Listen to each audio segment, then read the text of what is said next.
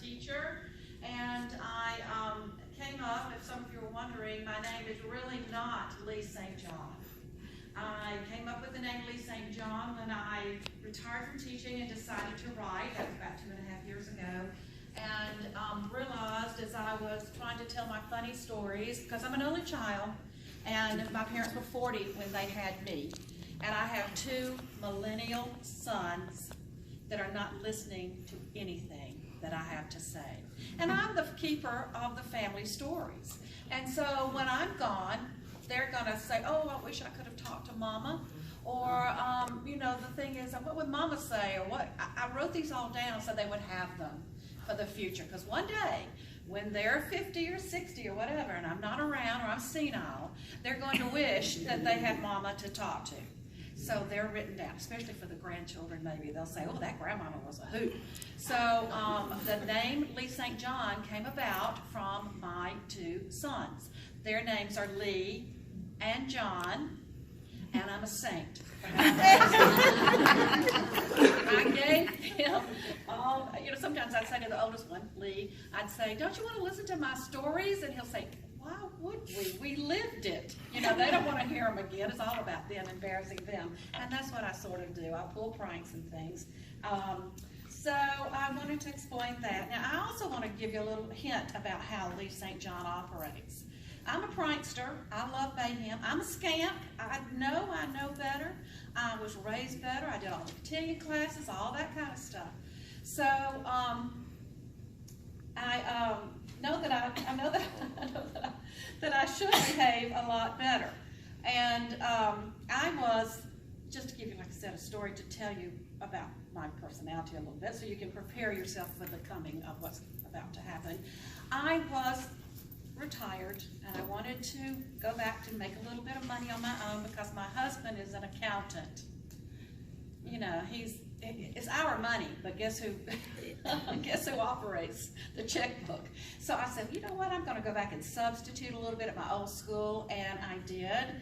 And when I got there, after retirement, I looked around and there were just no students in the audience that I recognized, no brothers and sisters or any of them at the high school where I was teaching. So I thought, gosh, this is going to be a boring day. I mean, because if you're a teacher, and if you know anything about teachers, if they're absent, they will send you a sheet that tells you what it is they want you to do while they're gone. Make it easier on them and easier on the kids and easier supposedly on the sub. But since I get bored easily, I looked at this sheet and it said, have the students read lesson 49 in their book, pages 71 through 82. Answer the odd questions only. Have you ever known about that kind of thing? Well, that happens in a substitute. So I didn't know the kids. Then I had this boring class, and we had block scheduling. Anybody know what that is? It's 90-minute periods instead of an hour, and you have less of them, but longer time. So then there I was with 90 minutes, nobody I knew, boring classroom. So I said, oh my gosh, what am I going to do? Oh, I know. I'm going to pull a Lee St. John. So as the first class walked in, and they sat down and I was giving the directions, I did all the directions in an English accent. And so for 90 minutes, I was talking to them about having to do their lesson and how I was from Millbury, and I knew Kate Middleton, and that she was a lovely girl, and we were so happy in our hometown to be able to say that she was a princess, and that one day she would be a queen. And the whole class is looking at me for 90 minutes, and they're like, there. So they leave. Next group comes in. In this time, I am doing my French accent, and I know I sound a little bit more like a Pepe Le Pew from the Looney Tunes, but you know, they do not know anything because they're just 16, 17 years old, and we were talking about concentration, and I did this French accent for 90 minutes. They leave. The next group comes in. So now it's going to be my southern accent, and I'm from South Georgia somewhere. Camilla, I think. I have a friend who speaks this way in South Georgia from Camilla. And so she talks like this. So everything's in double syllables. And so I just had the best time talking Southern to them like this. But now you don't understand what really happened afterwards. I have hall duty. So So I go out to the hall and the kids are passing by. Oh, no. And they say, did you see that teacher? She's from France. She's not from France. She's from South Georgia. You know, and so the whole time they're having, you know, I pulled one over on them, okay? All right, so I attended this past spring the Irma Bombeck workshop. And one of the classrooms, workshops had to do with stand-up comedy, or, you know, being able to stand up in front of people and speaking. And so I told the teacher that I did accents, and she said, do them. So I did all my accents. And she said, you've got to do that Southern one. And I said, I don't know, it's a little heavy. You know, I'm from the South. Maybe I shouldn't do that. You know, you might get offended if I did too much Southern. And she said, no, you need to do it. So a little bit later on the weekend, I got called up for a minute talk to 300 or more international attendees. And I thought, I'm going to take that girl's advice. And I got up there, and I did my Southern accent.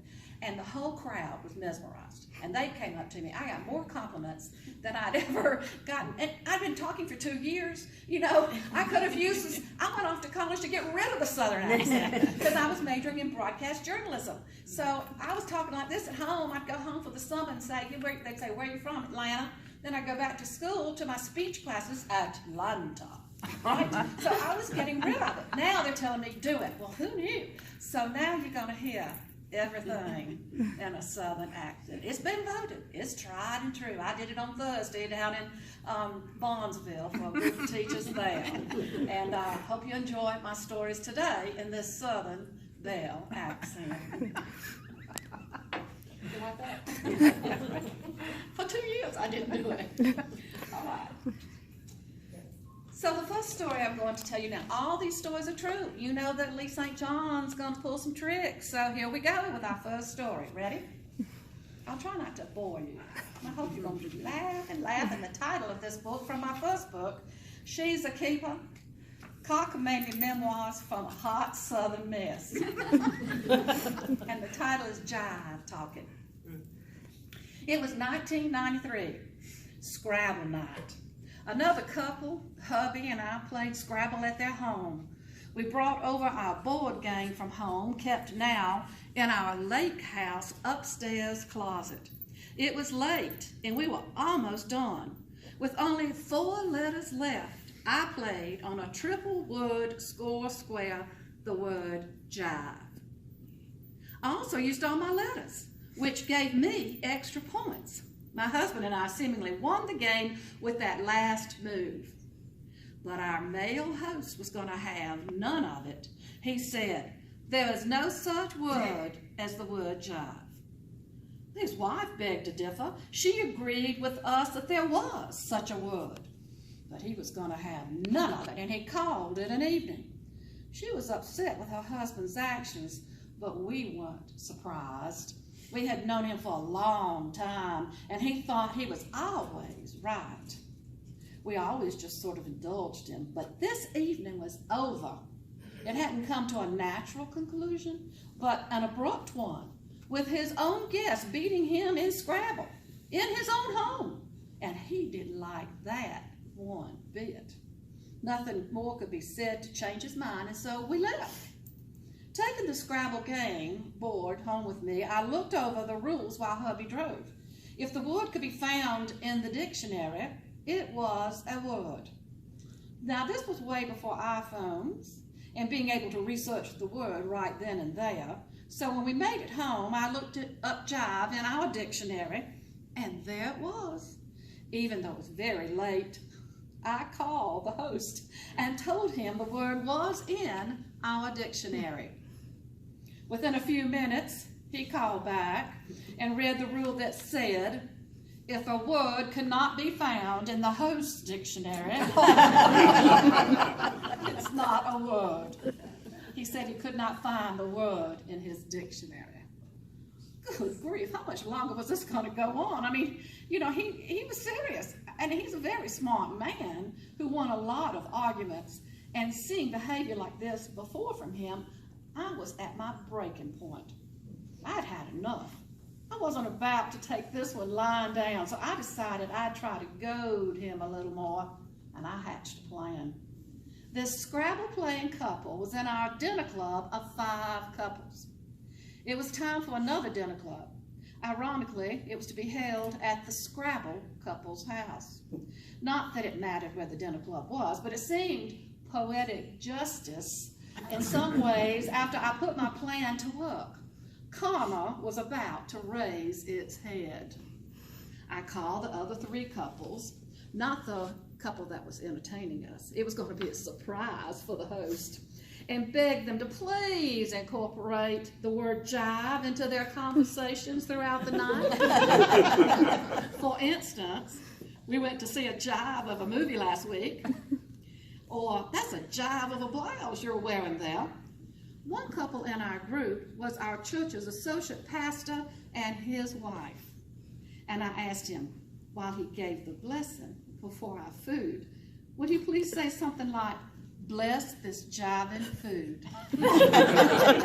He did. All the couples played along during the evening, jiving this and jiving that in their normal conversation.